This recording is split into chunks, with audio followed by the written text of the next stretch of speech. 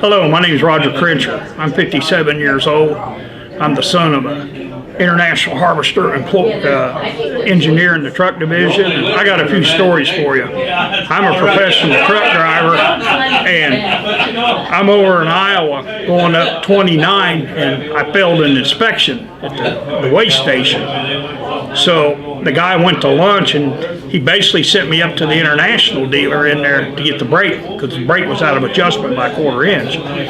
So I go in there, and they said, well, it'd be after lunch. It's like, fine. So I dropped the trailer, and I pulled it in there, and I get to talking to an elderly gentleman in there, and we're talking trucks and stuff. The next thing you know, the guy comes out and says, you're ready. And I thought, lunch ain't even over, because the older gentleman excused himself. And he came back, and we're talking trucks and stuff. And I had a 9670 cab over, and it was the owner of the dealership. I guess he liked my love of internationals, but I got a few good stories to tell you. When I was 16, I had a Mustang, and my dad talked me into buying it when I was 14, and he built the car, but I got in trouble several times for like illegal, trying to impress girls when you're 16 with illegal starts and speeding and stuff.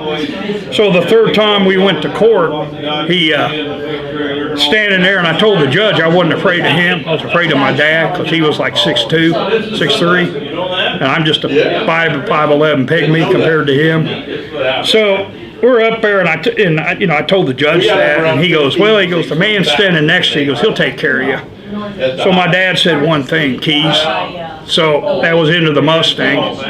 So we're walking out, and I told him, I said, well, how am I supposed to date girls without a car? And he goes, you're going to drive the pickup. And it's like, oh no, because it was an old farm beater pickup. And it was rough looking, and it smelled like cow manure. And I made the comment, they're not going to ride in there. And he said, well, you should have thought of that before. So I cleaned the truck up, I buff it out and all this, and I'm getting it looking halfway decent considering its shape. And then he goes, keys. He took the truck from me and gave me my Mustang because I had it looking good.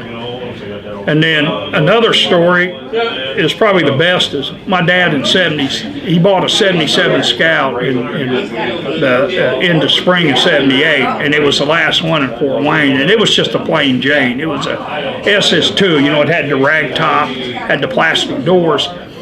But he bought it, and first thing he did was he pulled the 4-cylinder out, and he put a V8 in it, put a 304.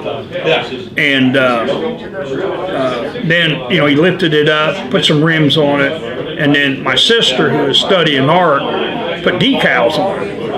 And then I took it to my senior prom with a blue tux and my date, on the formal, the top down, and just took it and had a good time with it. And then he would, and usually after that, usually in the middle of April, he would pull the top down. He'd roll, because it would roll up. He put it in and it would shape like a U in the back, and it'd be there. And then he would just leave the top off the truck all summer, and on Saturday night he'd let us kids take it into town. We go, do the cruising with it. And I remember one time the guy at the Chevy dealer, he drove a Ford. He was bad-mouthing internationals, how they had no power and stuff.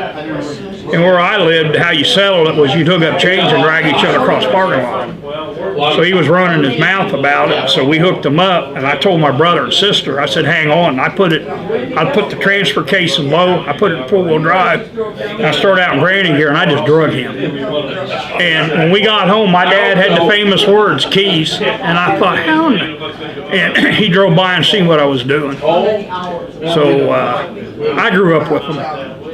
I collect them. I love them. I can't explain the madness, but that's just the way it is. And I've lost many a girlfriend over it, so that's the way it goes. So, what's that story? Which one? How'd you lose a girlfriend over it? They just thought I spent too much money on toys and the trucks and stuff, so I just hit the road. I had one girlfriend. She thought it'd be a good idea if I sold because I collect toy tractors too, because in '73 I took a tour of Farmall. I didn't grow up on a farm. I've never driven a farm tractor. But we were over in that area, and my dad decided, man, we'll go take a tour of Farmall. Because we went over, he had a buddy that did alignments, and my dad would help him part-time.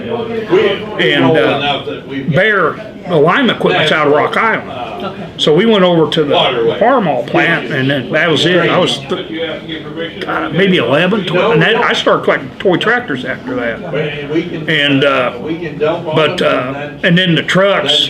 How I got started, I was 13 years old, and my dad went to get a pickup, not the one that smelled like, you know, the old farm truck, but it was a 73 because he could get a better deal on it than a Ford or a Chevy or Dodge. So we get out over there and I see the semis, and that's it. The Transtar 2s and the 43. They had to pry me away, and I just told my dad going home, I'm going to be a truck driver. And I have for 36 years, but and I started out in them old Transtars, and I've driven a bunch of different makes, but I still like the Internationals the best.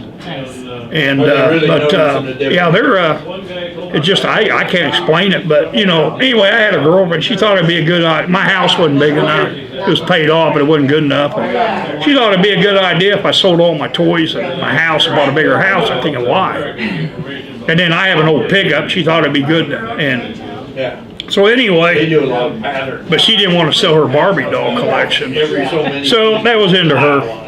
It's like the trucks win, tractors win. Goodbye. Don't be here when I come off the road.